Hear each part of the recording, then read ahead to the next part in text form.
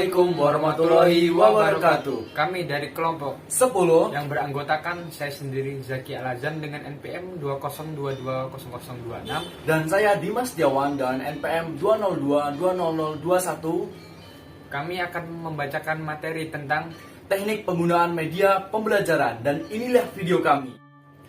Baik, pengertian teknik penggunaan media pembelajaran. Pengertian teknik menurut Kamus Pintar Bahasa Indonesia, teknik adalah pengetahuan dan kepandaian membuat sesuatu yang berkenaan dengan hasil industri, contohnya nih bangunan, mesin, dan lain sebagainya.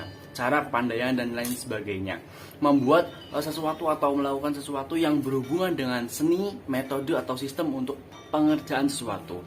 Pengertian penggunaan menurut Kamus Besar Bahasa Indonesia yaitu penggunaan yaitu proses cara perbuatan menggunakan sesuatu pemakaian. Kita harus menggalakkan penggunaan bahasa Indonesia. Pengertian media pembelajaran. Media pembelajaran secara umum adalah alat bantu proses belajar mengajar, segala sesuatu yang dapat dipergunakan untuk merangsang pikiran, perasaan, perhatian, dan kemampuan atau keterampilan pelajar sehingga dapat mendorong terjadinya proses pembelajaran. Sehingga dapat disimpulkan oleh penulis bahwa teknik penggunaan media pembelajaran adalah cara atau kepandaian seseorang dalam mengoperasikan atau mengaplikasikan media pelajaran yang terdiri dari media visual, diantaranya grafik, diagram, cards, bagan, poster, media audio, dan lain sebagainya. Baik, kita beralih ke B, penggunaan media berdasarkan tempat. Pembelajaran adalah suatu kegiatan belajar mengajar yang melibatkan siswa dan guru dengan menggunakan berbagai sumber belajar, baik dalam situasi kelas maupun di luar kelas, dalam ruangan maupun di luar ruangan. Dalam artian, media yang digunakan untuk pembelajaran tidak selalu identik dengan situasi kelas dalam pola pengajaran konvensional. Namun, proses belajar tanpa kehadiran guru dan lebih mengandalkan media tersebut dalam kegiatan pembelajaran. Berdasarkan tempat penggunaannya, terdapat beberapa teknik penggunaan media pembelajaran, yaitu pertama, penggunaan media di dalam kelas. Pada teknik ini, media dimanfaatkan untuk menjunjung tercapainya tujuan tertentu, dan penggunaannya dipadukan dengan proses belajar mengajar dalam situasi kelas dalam merencanakan pemanfaatan media. Guru harus melihat tujuan yang harus capai. Kemudian materi pembelajaran yang mendukung tercapainya tujuan tersebut serta strategi belajar mengajar yang sesuai untuk tercapainya tujuan. Media pembelajaran dipilih haruslah sesuai dengan ketiga hal, yaitu pertama nih, tujuan, materi, dan strategi. Pertama tujuan, kedua materi, dan ketiga strategi pembelajaran. Penggunaan media pembelajaran yang terpenting adalah media disajikan dalam ruang kelas di mana guru langsung hadir dan tatap muka dengan sang siswa.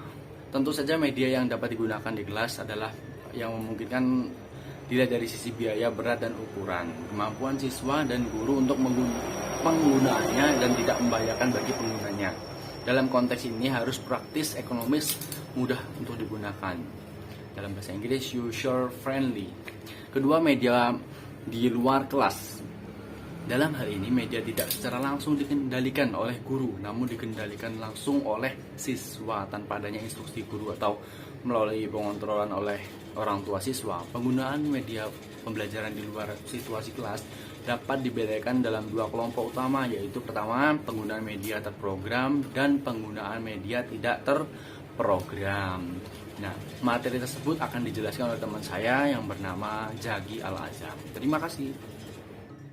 Baik, saya akan melanjutkan pembacaan materi dari teman saya tadi.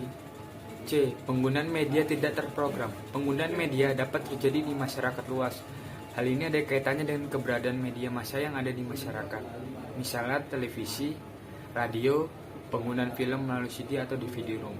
Penggunaan media ini bersifat bebas, yaitu bahwa media itu digunakan tanpa dikontrol atau diawasi dan tidak terprogram sesuai tuntunan kurikulum yang diberikan oleh guru atau sekolah. Pembuatan media mendistribusikan program media tersebut di masyarakat, baik dengan cara diperjualbelikan maupun didistribusikan secara bebas, dengan harapan media itu akan digunakan orang dan cukup efektif untuk pencapaian tujuan tertentu. Pemakaian media dalam menggunakannya menurut kebutuhan masing-masing. Biasanya mereka menggunakan secara perorangan Dalam menggunakan media ini, mereka tidak dituntun untuk mencapai tingkat pemahaman tertentu. Mereka juga tidak diharapkan untuk memberikan umpan balik kepada siapapun dan juga tidak perlu mengikuti tes atau ujian. Sehingga penggunaan media didasarkan atas inisiatif sendiri tanpa disuruh oleh pihak sekolah. Medianya pun dapat diperoleh di mana saja, misalnya di toko buku, supermarket, pameran pendidikan, dan lain-lain. Sebagai contoh jenis penggunaan media seperti ini ialah 1. Penggunaan kaset pelajaran bahasa Inggris. Kita dapat menjumpai di toko di sekitar tempat tinggal kita banyak dijual kaset pelajaran bahasa Inggris yang dibuat untuk melengkapi buku-buku pelajaran bahasa Inggris tertentu. Orang yang merasa memerlukan program tersebut dapat membelinya secara bebas, tidak hanya siswa sekolah, tapi orang tua juga atau masyarakat umum. Menggunakannya pun secara bebas juga, artinya kaset itu dapat digunakan kapan saja, di mana saja, dan untuk kepentingan apa saja semuanya tergantung kepada pemilik kaset itu sendiri. Tidak ada orang yang ikut mengaturnya. Hasil yang dicapainya pun tergantung pada orang sendiri secara perorangan. Dalam istilah media, konsep ini disebut media as a tools, media yang berfungsi sebagai alat untuk mempelajari materi tertentu. Yang kedua, penggunaan siaran radio untuk pendidikan. Pada saat ini, banyak siaran radio atau televisi yang bersifat pendidikannya. Program-program itu disiarkan dengan maksud untuk menyampaikan pesan-pesan pendidikan tertentu. Misalnya siaran pelajaran bahasa Inggris, matematika, bahasa Indonesia, dan lain-lain. Penggunaan program itu kebanyakan tidak dikontrol oleh penyelenggara siaran. Program tersebut disiarkan dengan harapan didengarkan dan dimanfaatkan oleh orang. Dalam hal ini, penyelenggaraan siaran tidak mengatur bagaimana program itu didengarkan dan dimanfaatkan. Penyelenggara siaran juga tidak mengevaluasi hasil penggunaan program tersebut. Artinya, penyelenggaraan siaran tidak menilai sampai seberapa jauh pesan yang telah disampaikan kepada pendengar itu dapat diterima oleh pendengar dan apa pengaruhnya terhadap kemampuan, keterampilan, dan sikap pendengar. Penggunaan media ini bersifat terbuka, siapapun dapat menggunakannya, selain siswa juga yang lainnya. D. Penggunaan media secara terprogram. Penggunaan media secara terprogram adalah bahwa media tersebut digunakan dalam suatu rangkaian kegiatan yang diatur secara sistematik untuk mencapai tujuan tertentu, disesuaikan dengan tuntunan kurikulum yang sedang berlaku. Bila media itu berupa media pembelajaran, sasarannya didik atau audiens diorganisasikan dengan baik hingga mereka dapat menggunakan media itu secara teratur, berkesinambungan dengan dan mengikuti pola belajar mengajar tertentu. Biasanya siswa diatur dalam kelompok-kelompok belajar. Setiap kelompok diketahui oleh pemimpin kelompok dan disupervisi oleh seorang tutor. Sebelum memanfaatkan media, tujuan pembelajaran yang akan dicapai dibahas atau ditentukan terlebih dahulu. Kemudian, mereka dapat belajar dari media tersebut secara berkelompok atau secara perorangan. Anggota kelompok diharapkan dapat berinteraksi baik dalam diskusi maupun dalam bekerja sama untuk memecahkan masalah, memperdalam pemahaman atau penyelesaian tugas-tugas tertentu. Hasil belajar mereka dievaluasi secara teratur. Untuk keperluan evaluasi ini, pembuat program media perlu menyediakan alat evaluasi tersebut. Pelaksanaan evaluasi diatur oleh para tutor menggunakan kunci jawaban yang telah disediakan oleh pembuat program. Berikut ini beberapa contoh penggunaan media secara terprogram. Yang pertama, penggunaan radio di SLTP terbuka. Penggunaan radio sebagai media pembelajaran dilaksanakan di luar kelas sesuai dengan karakteristik SLTP terbuka, yaitu sebagian besar belajar menggunakan bahan berupa modul. Belajar di mana saja saat mereka bekerja atau bermain. Tatap muka porsinya hanya sedikit, yaitu pada saat di sekolah induk dan di tempat kegiatan belajar. Modul-modul yang diberikan kepada mereka bersifat modul integrate, yaitu menggabungkan antara bahan cetak dan bahan media berupa kaset, siaran radio, sound slide, video, dan lain-lain. Begitu halnya pada saat siswa menggunakan siaran radio pendidikan. Mereka mendengar dan menyimak siaran radio pendidikan disesuaikan dengan bahan cetaknya yang disertai dengan penugasan dan evaluasi belajar. Dengan demikian, jelas bahwa penggunaan media siaran radio tersebut terprogram yang disesuaikan dengan tujuan dan kurikulum. Yang kedua, penggunaan e-learning. Di beberapa sekolah di Indonesia, e-learning adalah sistem pembelajaran yang memanfaatkan media elektronik sebagai alat untuk membantu kegiatan pembelajaran.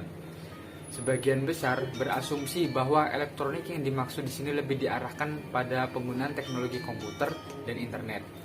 Melalui komputer, siswa dapat belajar secara individual, baik secara terprogram maupun tidak terprogram. Secara tidak terprogram, siswa dapat mengakses berbagai bahan belajar dan informasi di internet menggunakan fasilitas di internet, seperti mesin pencari data. Secara bebas, siswa dapat mencari bahan dan informasi sesuai dengan minat masing-masing tanpa adanya intervensi dari siapapun. Sebagian besar komputer juga sering dimanfaatkan untuk hiburan, seperti bermain game. Namun demikian, hal tersebut tidak dapat dihindari sebab penggunaan media elektronik terutama internet bebas digunakan. Internet juga dapat digunakan secara terprogram, salah satunya dengan program e-learning. Pada program ini, sekolah atau pihak penyelenggara menyediakan sebuah situs atau web e-learning yang menyediakan bahan belajar secara lengkap baik yang bersifat interaktif maupun non-interaktif. Kegiatan siswa dalam mengakses bahan belajar melalui e-learning dapat didediksi apa yang mereka dipelajari, bagaimana progresnya, bagaimana kemajuan belajarnya, berapa skor hasil belajar, dan lain-lain. Di Indonesia pada umumnya bersifat blended learning, yaitu learning bukan alat pembelajaran utama, melainkan sebagai bahan dan alat pelengkap dari pembelajaran konvensional. Pembelajaran dengan kontrol guru di kelas masih tetap dominan. Siswa belum secara totalitas menggunakan internet sebagai sistem pembelajarannya. Internet baru berfungsi sebagai suplemen dan belum sebagai komplemen atau pengganti PBM konvensional. Terima kasih. Sekian dari kelompok kami. Jika ada salah-salah kata, kami haturkan mohon maaf. Kami akhiri. Wassalamualaikum warahmatullahi wabarakatuh.